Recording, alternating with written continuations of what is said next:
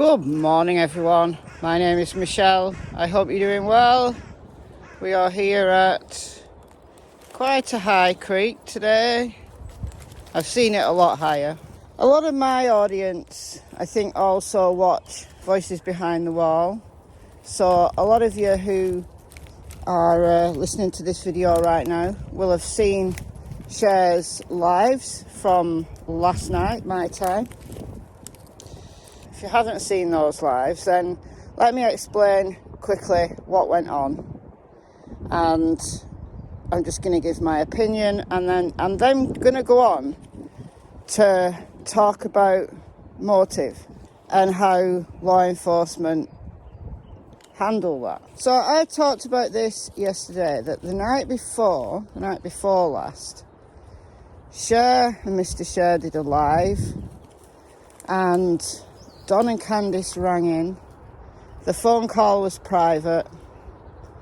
Cher came back to the live looking visibly upset.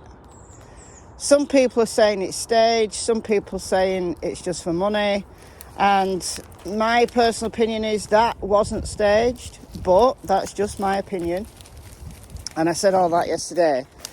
Now, Cher sent the voice clip that concerned her to the TBI, and they said, well, we can't stop you from, playing that to your audience, but we prefer you not to. So she explained what the voice clip was about, but obviously as we haven't heard the voice clip, and I can understand why the TBI might not want a voice clip played that could well be used as evidence further down the line. I get all that. But what it means is that we don't have the proof of what was said. We only have Cher's word for it. So let's just, keep that on the table right there. Cher brought up Cassie Anthony's tattoo. It means beautiful life, Bella Vita. And she had that done when Kaylee Anthony was missing. The prosecution brought that up, that she had the tattoo done because she was pleased that Kaylee was dead.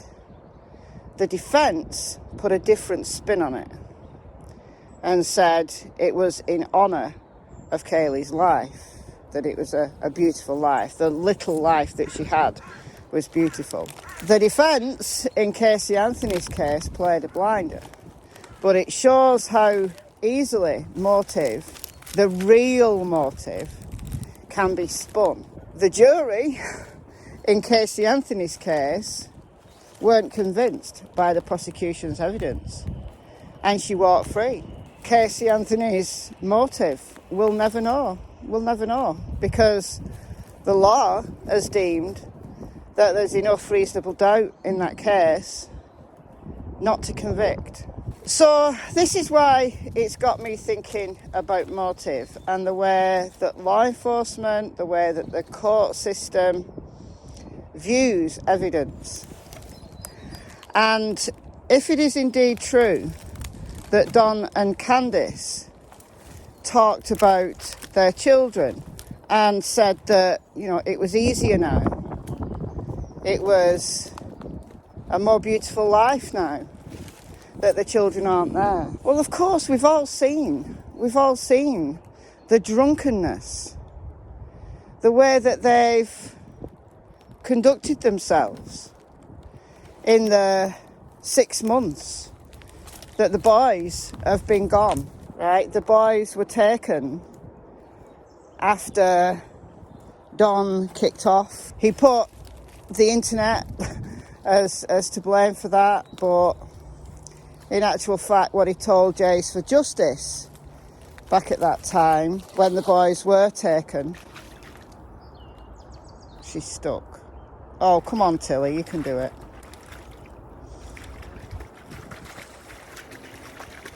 Oh, dear. You have to come back this way, won't you? She can jump that, no problem. Allegedly, there was already CPS involvement in their lives. Who reported the fact that Donna kicked off? We don't know.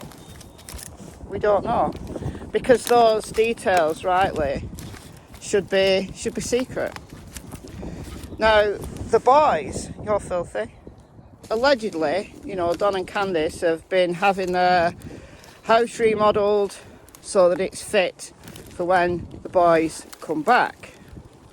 I can't see the boys being allowed back at that home anytime soon. So I'm sure the CPS would like to hear that voice memo, because if Don and Candus are happy with their lives now, they're happier because it's easier. It's a more beautiful life. They can do what they want now they're childless. Well, that's certainly motive for not giving the boys back. Why put the boys back in an environment where they're not wanted? But is it motive for them getting rid of Summer? That's the thing that I'm not convinced about. Because, like in Casey Anthony's case, motive, when you're looking at small pieces of circumstantial evidence, like a tattoo, or like somebody saying that their life is easier now that they're childless, that it's easier now to juggle work and partying now that they're childless. Yeah, it could be a motive for selling their daughter, for giving their daughter away even. But what about the boys? Because if you think that they got rid of Summer so that they could be childless, they had 3 other children to get rid of. So why didn't they get rid of them all? Why only Summer? You know, what were they doing? Were they banking on the fact that the boys would be taken into CPS care? There was no guarantee that the boys were going to be taken into CPS care. Although Don and Candus and Grandma are persons of interest, they've not been arrested. Now that could be because the TBI and the FBI are getting all the ducks in a row, and I'm sure they are. Or it could be that there's no evidence against them, that the phone records, all the digital evidence, everything has come back and it checks out. It checks out the parents' story. It could be that. We don't know. We don't know yet. Because there's no proof of life of Summer. And there's also no proof of her death with no body. It's circumstantial, largely. And there has to be a watertight case. That's why it takes so long to make an arrest when there's no body. And it's even harder when it's a child. I've talked about that in videos, several videos now. The motive for getting rid of Summer is because they wanted to be childless. It doesn't quite work for me. I've no doubt that their life is easier now. You know, apart from like protesters and people hassling them online, their day-to-day lives are much easier now, right? Don can go to work and then he can come home and he can drink to his heart's content. He's no responsibilities. While Don has been working, Candus has been bringing up 4 kids. You know, Don has worked long hours. Don just decides to go to Utah for 3 or 4 months, leaving Candus with 3 of their 4 children. Of course their lives are easier now.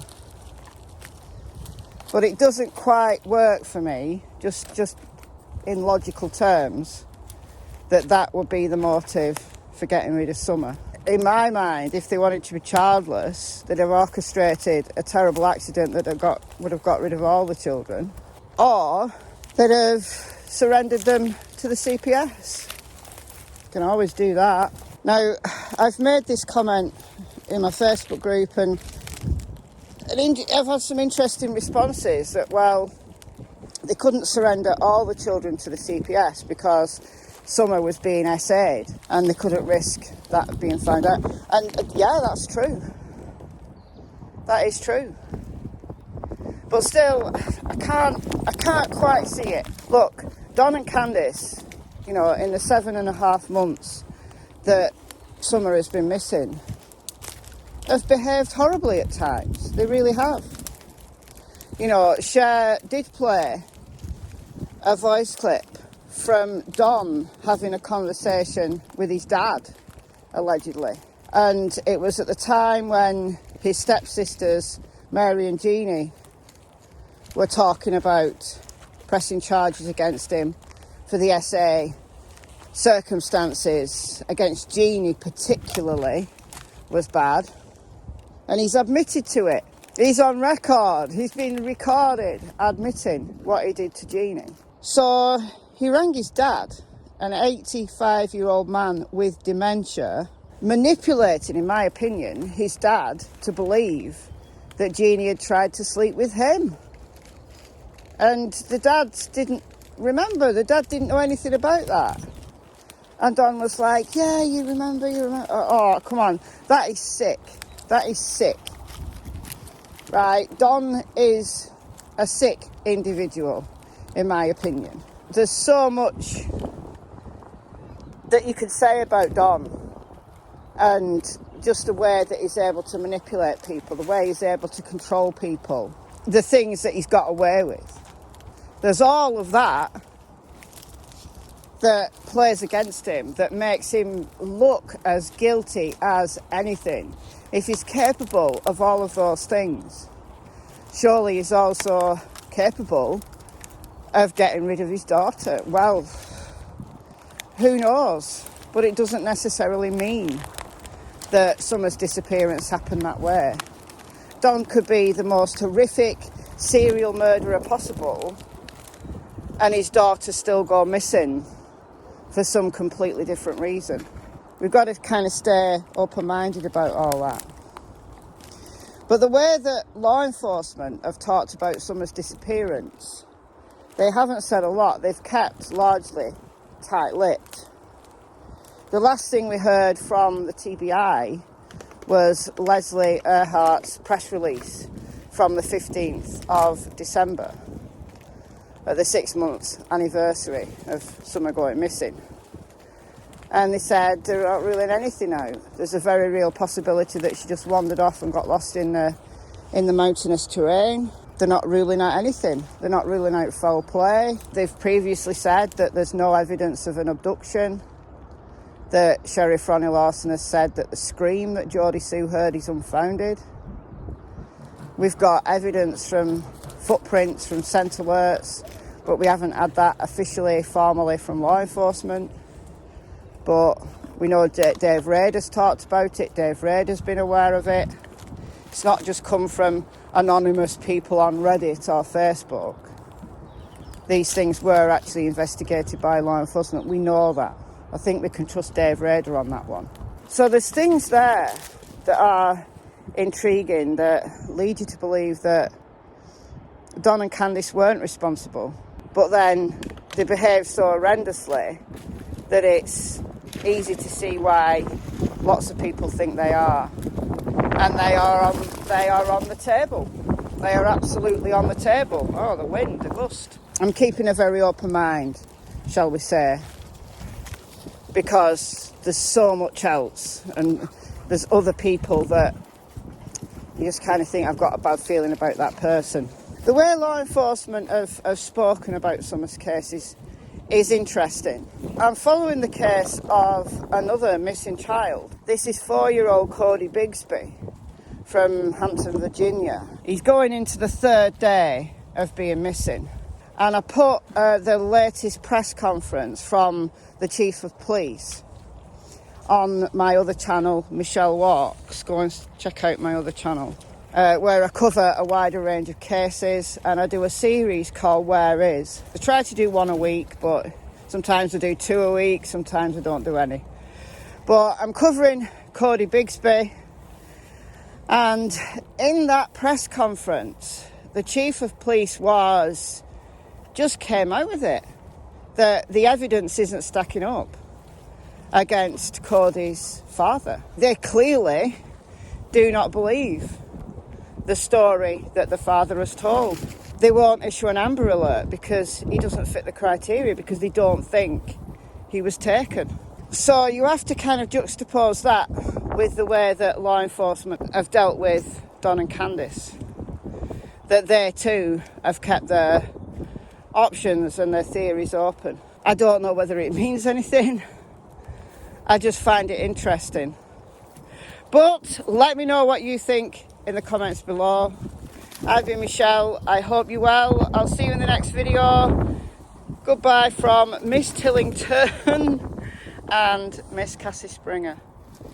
Bye, guys.